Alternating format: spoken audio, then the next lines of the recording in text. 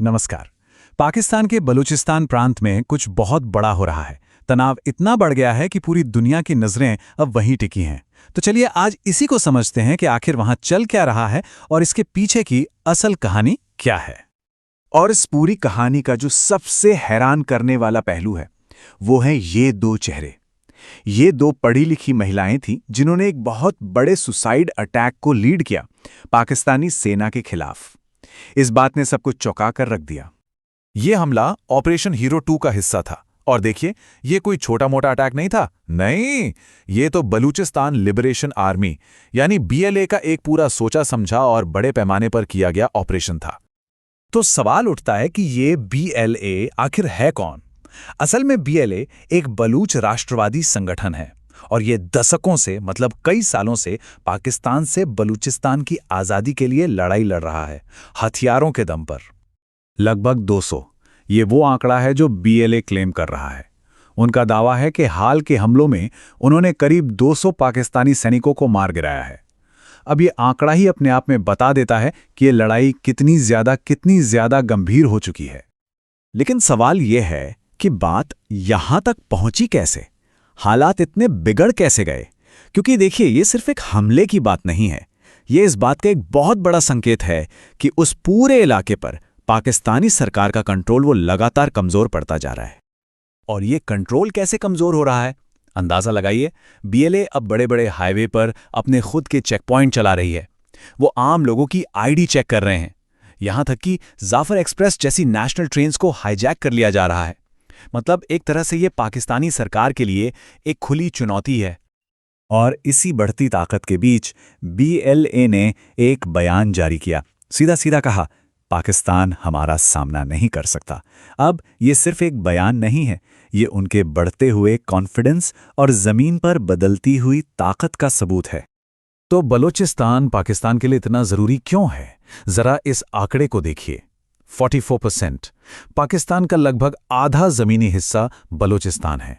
तो समझा जा सकता है कि स्ट्रेटेजिकली ये जगह कितनी ज्यादा अहमियत रखती है। और इस पूरी लड़ाई की जड़ें वो बहुत गहरी हैं। बलूच लोगों के मन में ना एक बात घर कर गई है। उन्हें लगता है कि उनके जो नेचुरल रिसोर्सेज हैं, जो खनिज हैं, उन्हें निकालकर पंजाब प्रांत को अमीर बनाया जा रहा है, जबकि उनका अपना इलाका पिछड़ा का पिछड़ा रह गया है। एक तरह से उन्हें लगता है कि उनके अपने ही देश ने उनके साथ धोखा किया है। अब जब हालात इतने बिगड़ गए तो पाकिस्तान ने क्या किया? वही पुराना तरीका, इल्जाम लगा दिया भारत पर।